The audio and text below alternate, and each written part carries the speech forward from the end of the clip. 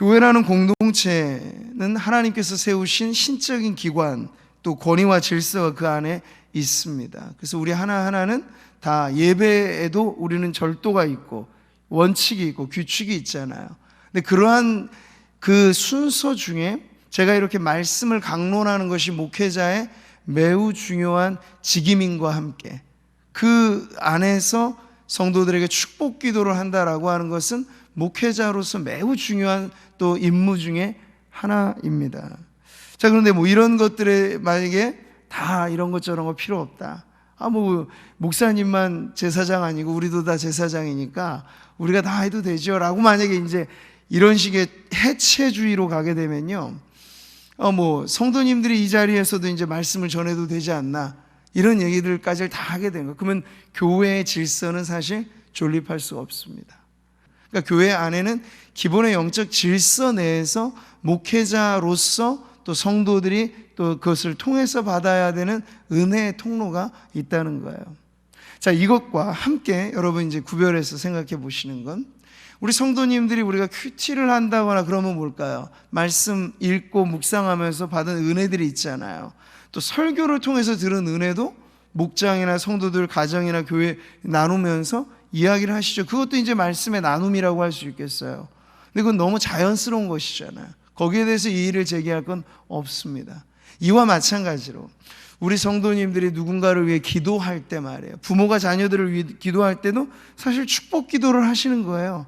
우리 아들, 딸들이 오늘 하루도 하나님의 은혜로 잘 살게 해주시고 학교에서 탈없게 해주시고 건강하게 지켜주십시오. 이것도 복을 구하는 축복의 기도죠. 그러니까 성도와 성도 사이의 영적인 교제 안에서 이 축복을 한다라고 하는 것은 전혀 이상할 것이 없는 성도의 교제이기도 하다는 거예요. 그러니까 우리는 이 두 가지, 이 목회자로서 공식적인 이 자리에서 우리가 전하고 듣는 이 축복 기도와 성도들이 일상의 삶에서 서로 나누는 이 축복 기도의 구별은 된다. 하지만 그 기본의 내용은 하나님께서 우리 모두에게 그 복이 흘러 넘치는 삶을 원하신다는 점에 있어서는 우리 모두가 공감하고 그것을 적당하게 우리의 삶에서 활용하는 것이 중요하다는 걸 배우는 거죠. 자, 이때 우리가 확인해야 될 구절이 있어요. 그것은 바로 성도들이, 이 신약 시대를 사랑하는 성도들은 과연 어떤 존재인가?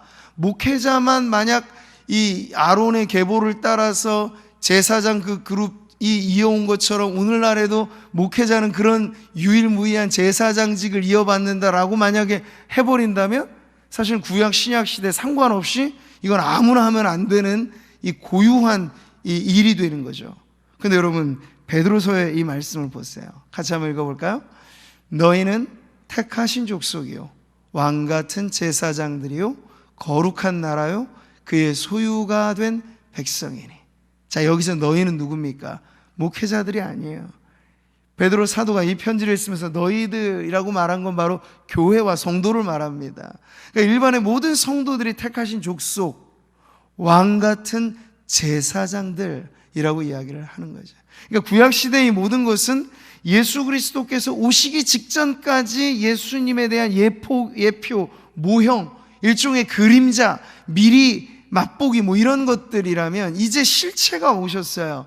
예수님이 오셔서 완성된 시대를 살아가면 이제 옛 성전이 없고 옛 제사법이 없고 모든 것이 그리스도 안에서 완성되어, 이제 성전을 말하자면 사실 성도들이 모이는 이 공간의 의미도 있지만 성도들의 모임 그 자체를 거룩한 성전이라고 말하고, 심지어 성도들이 몸으로 살아가는 그 삶을 성령을 모시고 산다는 의미에서 성전이라고까지도 말을 하고 있습니다. 지금 우리가 살아가는 이 영광스러운 신약의 모든 것이 계시가 예수님을 통해서 완성된 시대는 그토록 놀라운 그러한 축복의 시간을 우리가 살고 있다는 거죠.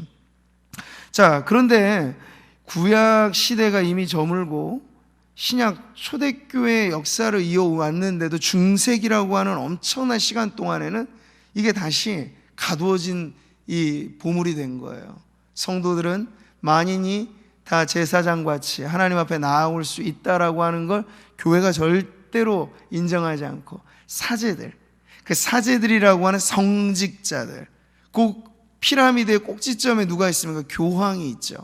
그렇게 해서 중세시대는 교권주의가 엄청나게 강조되고 사제주의가 교회의 모든 것을 서열화시키고 계급화시켰던 그런 시대에 일반 평신도들은 하나님 앞에 자유롭게 나올 수가 없는 것처럼 인식이 된 거예요.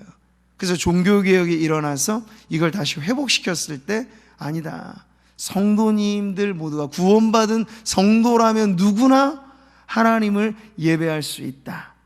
그러니까 이 사제를 통해서 죄사함도 받고 사제를 통해서 예배도 드릴 수 있다, 이런 모든 것들을 다 중재자를 인간 중재자로 만들어 놓은 잘못된 부분에서, 아니 예수님만이 우리의 유일한 중보자이시다, 그러니까 예수님을 통해서 우리는 죄사함을 받고 예수 그리스도로 말미암아 우리는 영과 진리의 예배를 드릴 수 있다라고 하는 것을 다시 한번 일깨우면서 이제 성도들은 왕같은 제사장으로서의 이 변화된 모습을 갖고 살아갈 수 있다는 것이 아주 다시 찬란하게 회복된 교리인 것이죠. 자, 저는 이러한 내용들을 우리가 살펴보면서 성도님들 안에 앞서 제가 처음에 말씀드린 것처럼 교회라고 하는 질서 속에서 우리가 알아야 될 것과 또 그보다 보편적으로 성도들 모두에게 열린 이 은혜의 시대에 우리가 누려야 하고 나눠야 할 이 축복의 원리를 잘만 이해하신다면 이것이 얼마나 우리에게 큰 사실은 힘이 되는 은혜가 되는 말씀인지 모릅니다. 여러분, 너를 축복하는 자에게는, 이 아브라함에게 주신 약속이요, 같이 읽어보죠. 너를 축복하는 자에게는 내가 복을 내리고 너를 저주하는 자에게는 내가 저주하리니 땅의 모든 족속이 너로 말미암아 복을 얻을 것이라. 여러분, 아브라함의 소명에 주셨던 약속의 말씀인데, 아브라함을 그때 불러내실 땐 뭐 이사야를 소명의 사람, 선지자로 세우거나 이런 것과는 좀 다르죠. 아브라함은 어떤 직위로 특별하게 어떤 일을 위해서 부름받은 게 아니라 믿음의 조상으로 부름을 받은 거예요. 자, 그렇기 때문에 아브라함의 뒤를 잇는 모든 믿음의 후손들, 오늘 저와 여러분과 같은 성도들의 삶에 아브라함은 본보기가 되는 것인데, 그 아브라함에게 약속하신 게 바로 이거잖아요. 땅의 모든 족속이 너로 말미암아 복을 받을 것이다, 복을 얻을 것이다. 그러니까 아브라함 믿음의 조상이 축복의 통로로 부르심을 받았고, 믿음의 후손인 우리들에게도 그것은 여전히 중요한 내용으로 오게 되는 것이죠. 자, 그래서 오늘 두 가지, 구약시대 제사장들의 그 축복의 직임, 축복의 일이 이 신약시대로 넘어오면서는 목회자의 공식적인 일과 동시에 성도들의 개인의 신앙생활에 있어서도 적용 가능한, 또 성도들 서로가 축복해야 하는 그러한 내용으로 영적인 제사장의 사명은 모든 성도들이 누려야 될 것이다, 지켜야 될 것이다 하는 걸 배우고, 또 아브라함과 같은 믿음의 삶을 살아가는 성도들은 아브라함에게 주셨던 말씀 그대로 우리에게도 그것이 적용되어지는 삶을 살아갈 때 우리는 성도라면 누구나 축복의 통로가 되어야 한다라는 말씀에 일단 서게 되는 것이죠. 여러분, 한번 정리하면서 따라해 볼까요? 성도라면 누구나 축복의 통로가 되어야 합니다. 누구나 축복의 통로가 되어야 합니다. 이걸 누구한테 맡기시면 안 돼요. 여러분이 예수 믿고 예수님 안에서 구원받은 하나님의 백성이라면 나도 축복의 통로가 될 수 있다 하는 그런 믿음을 가지고 살아가실 때, 왜 어때요? 받을 생각만 하는 사람은 옹색해집니다. 근데 내게 무언가 줄 게 있다고 생각하는 사람은 여유롭죠. 근데 성도는 그런 존재예요. 세상에 대하여 무언가 줄 게 있는 사람이에요. 금과 은 이런 것은 좀 없어도, 사도들이 그랬잖아요. 금덩어리, 은덩어리 이런 건 내게 좀 없어도 내게 있는 것으로 내게 주노니 곧 나사렛 예수 그리스도의 이름으로. 이게 어디 사도들만 부르는 이름입니까? 모든 성도들이 붙잡고 의지하고 외치는 이름이죠. 그런 성도들은 축복의 통로로서 무언가 줄 것이 있는 인생이라 하는 걸 여러분 잊지 마시고, 그런 마음의 넉넉함으로 이 새해를 시작하시기를 축복합니다. 내가 무슨 일을 하든지 하나님이 너와 함께 계시도다. 이 말씀은 아브라함을 지켜보면서 오히려 하나님을 알지 못했던 이방 사람이 해준 말이에요. 그만큼이나 하나님의 함께 하시고 보호하심의 은혜가 성도들의 삶에 드러날 때, 여러분, 그게 바로 하나님의 영광을 나타내는 삶입니다. 그러니 하나님이 지키시는 복이 충만하게 경험되어지는 성도들에게는 살아계신 하나님을 증거하는 그러한 삶을 살게 되는 것이죠. 자, 두 번째로, 오늘 이 아론의 축복의 본문은 우리에게 복 중의 복은 다름 아닌 하나님의 은혜라는 복임을 가르쳐 줍니다. 같이 읽어보죠. 여호와는 그의 얼굴을 내게 비추사 은혜 베푸시기를 원하며. 네. 우리가 축복해야 할 두 번째는 하나님의 은혜를 축복해야 한다는 거야. 따라해 보실까요? 하나님의 은혜를 축복하라. 네. 근데 하나님의 은혜가 어디에 임합니까? 오늘 이 구절을 보니까 하나님의 얼굴을 비추시는 곳에 은혜가 임해요.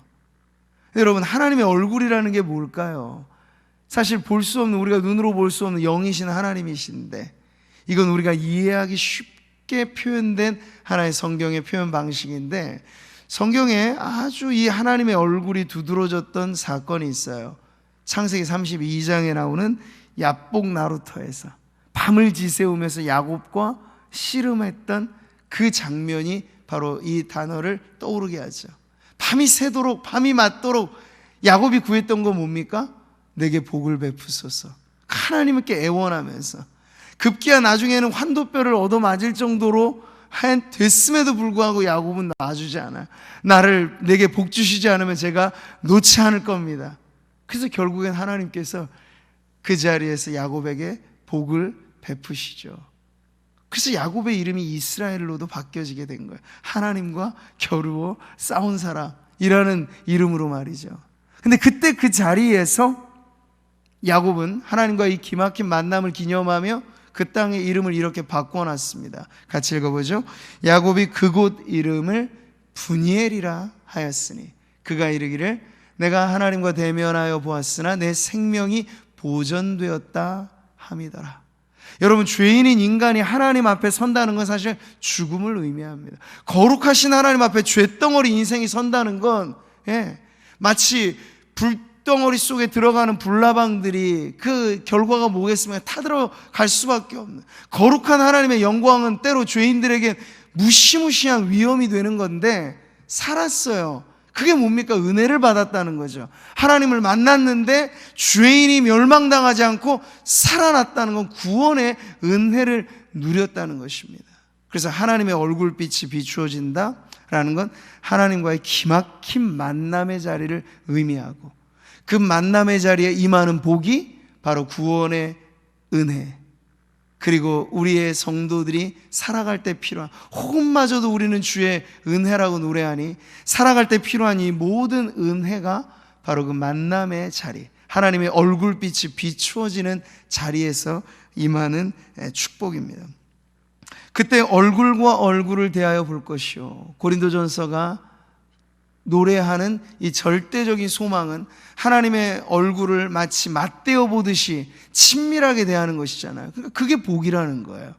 하나님이 우리에게 그 선한 얼굴빛을 비추어 주실 때 우리 성도들의 인생의 길이 지금 그렇잖아요. 야곱이 왜 야복 나루터에 머물렀습니까? 건너갈 수 없었거든요. 처자식까지 다 넘겼는데 못 건너가요. 가장의 무게는 그런 거예요. 지금 건너가면 찜찜한 거예요. 살 길이 안 보이니까. 에서가 날 죽이겠다고 달려오는 그 앞에 살 궁리를 아무리 해봐도 답이 안 나오는 거예요. 그러니까 그 한 가정의 가장으로서의 무거운 책임감이 야복 나루터에 주저앉힌 거죠. 그 밤에 찾아오신 하나님을 붙잡고 당신이 내게 복을 주시지 않으면 나도 망하지만 우리 집안은 풍비박산 납니다.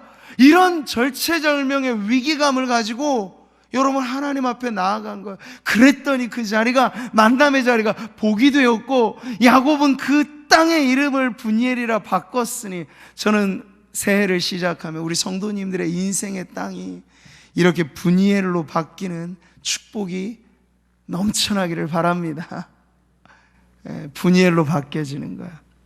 하나님의 얼굴빛이 비추어진 그곳에서 우리에게 임하는 은혜, 그것이야말로 우리의 인생이 살아나는 길입니다. 지금 우리의 모두의 어깨 위에 무거운 짐들이 얼마나 많이 있습니까? 근데 그 짐 우리 목으로 다 주님이 지라고 말씀하지 않으시잖아요. 날마다 우리의 짐을 지시는 여호와라고 말씀하셨습니다. 수고하고 무거운 짐진 자 다 내게로 오라고 말씀하셨습니다.